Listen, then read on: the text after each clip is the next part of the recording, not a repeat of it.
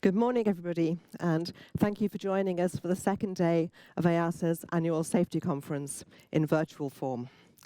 I'm greeting you from Cologne, where it's rather foggy this morning. I'm the Head of Communications for EASA here in Cologne. I hope, at least in your dreams, some of you went maybe last night to the beautiful city of Friedrichshafen, where we originally planned to have this conference. Maybe you took a stroll on Lake Constance.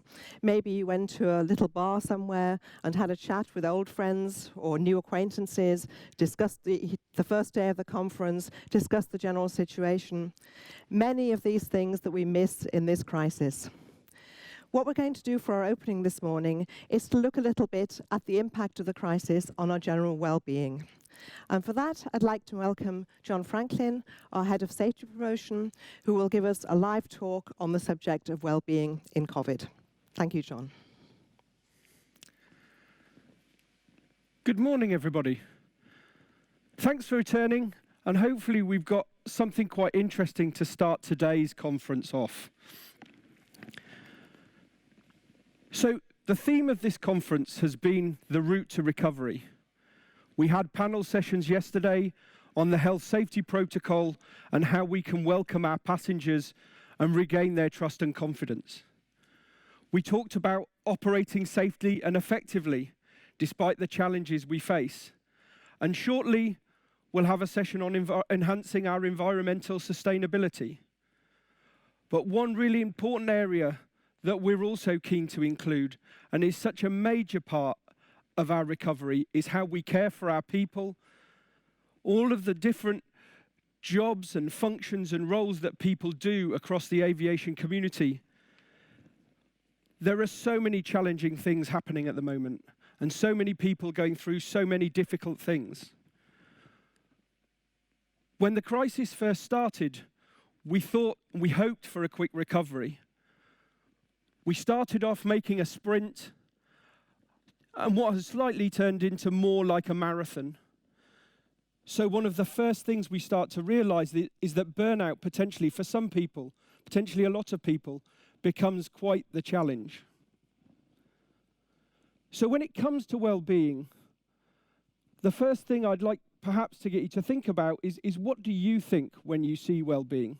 And I know it's something that certainly I've been involved with talking to a lot of people about recently, and we hear a lot from different people that kind of puts it broadly into three boxes. One is that it's the provision of yogurt and yoga. It's the soft and fluffy things that make people feel comfortable.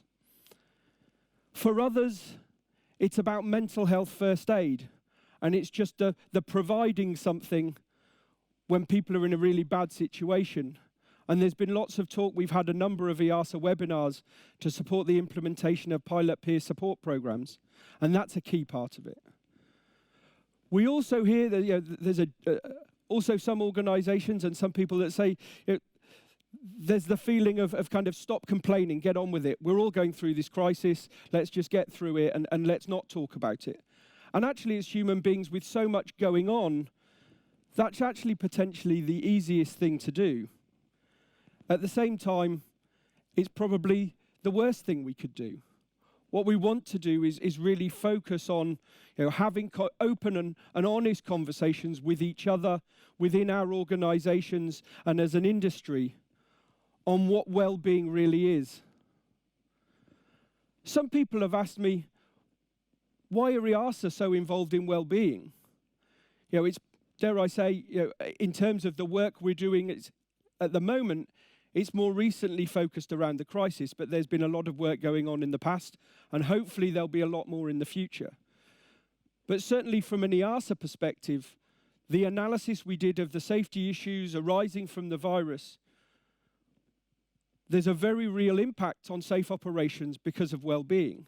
And of the 10 top safety issues that we had in that analysis, 2 of those 8 were based around well-being and well-being factors and about staff and all of those things. As well as the safety perspective, probably the biggest reason to be involved in well-being is because it's the right thing to do. At EASA, we're all aviators. We're part of the aviation community, and the pain of our industry right now is a collective pain. And we want to do as much as we can to help as many people as possible during this crisis. So, one of the most visual references we have to safety in our industry is a safety demonstration.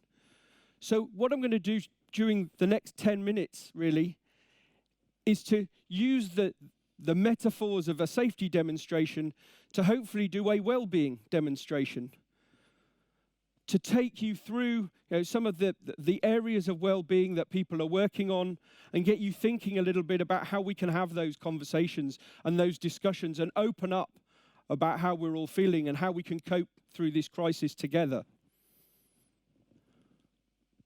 When we start any safety demonstration, the first thing we say to the passengers is, please give us your attention to the safety demonstration.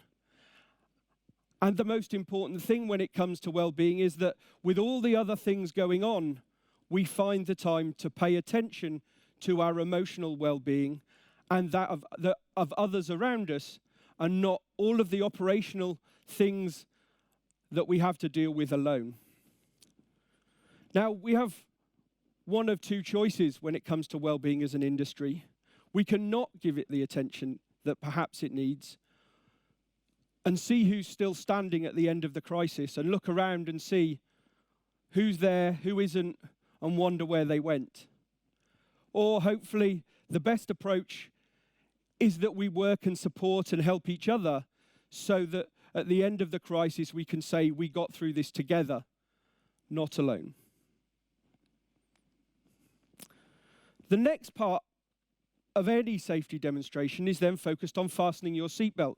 It provides that physical protection when we're in the aircraft, and certainly anybody in aviation wouldn't think of flying and not having our seatbelt fastened as much as possible.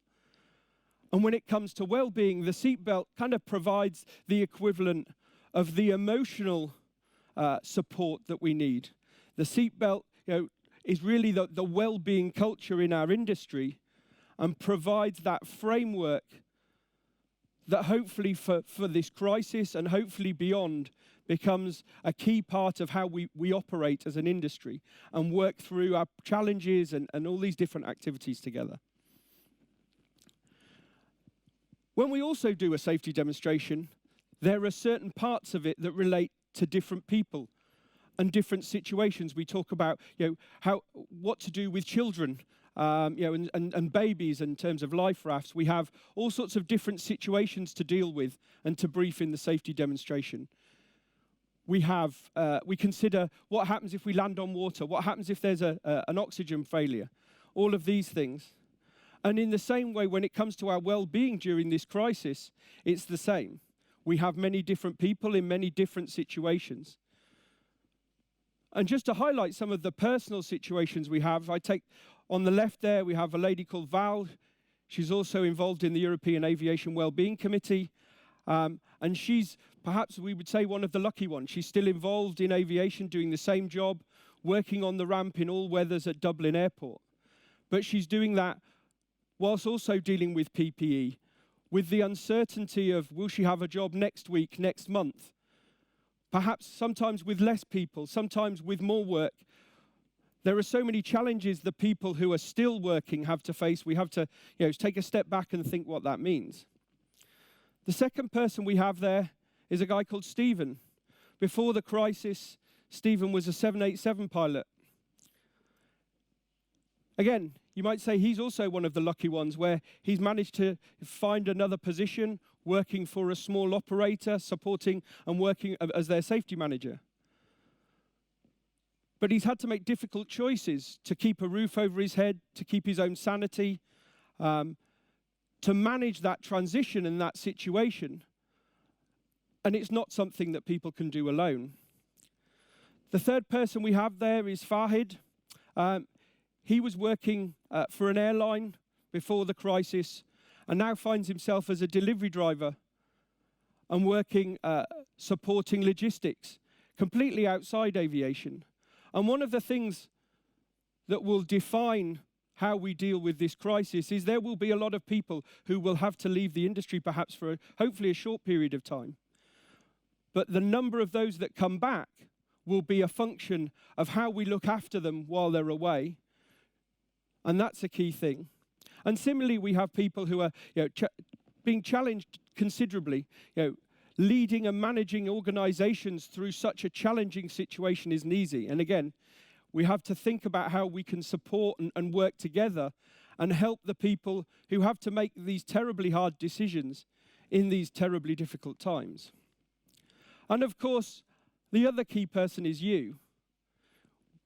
Everybody in the industry is going through completely different situations, and taking the time to think about what that means for you, and what that means to the people around you, your friends, your colleagues, and how you can support and help each other is a vital part of that. So what's EASA doing? So from our side, we see ourselves having a key role, raising awareness, bringing to focus the challenges we're having with well-being, and hopefully starting this, continuing having a discussion about well-being and what it really means. We're working closely with a range of different organisations, particularly the Lived Experience Wellbeing Project with Trinity College Dublin, the Royal Aeronautical Society Human Factors Group, collaborating with the European Cockpit Association, EPSI, all sorts of organisations working on well-being to build a well-being resource hub, so that regardless of what people do in aviation and the situation they find themselves in, they can quickly and easily find the support and the material that they need.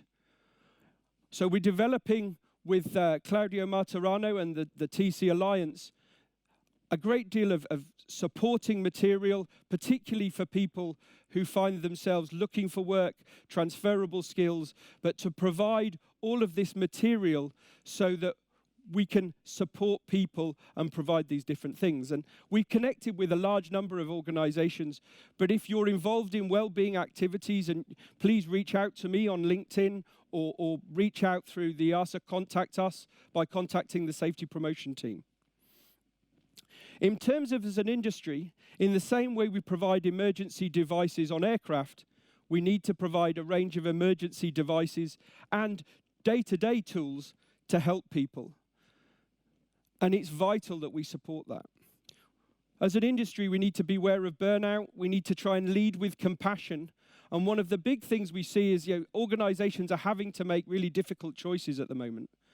And people are having to leave organizations and go out into the cold of the world. And there's a concept that we're talking about called the Wellbeing Conservatory. There are various organizations, Aviation Action, Resilient Pilot, there are others. We have this idea called this Wellbeing Conservatory provides a place that, as organizations, there will be these difficult choices. But instead of going into the cold, there are other people from the industry who are there in these organizations to help and support them. And finally, at a personal level, there are two key things. And when we have our safety demonstration, when it talks about the oxygen mask, it says, fix your own mask before helping others. And that's the first key thing. Look after yourself. Think about your own well-being.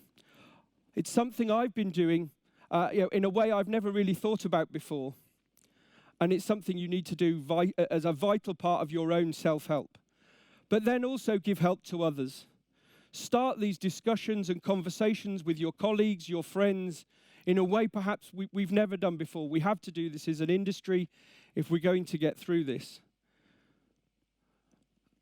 And just to finish, there's one key phrase. I spent a lot of time trying to think about what meaningful and inspirational quote could I come up with to finish a talk like this. And in the end, I had to fall back on the great minds of Bill S. Preston Esquire and Ted Theodore Logan, who said, be excellent to each other. Thank you. Thank you very much, John. So, our first panel for today is going back to the subject that was really very much on our minds before the crisis started. How can aviation become greener?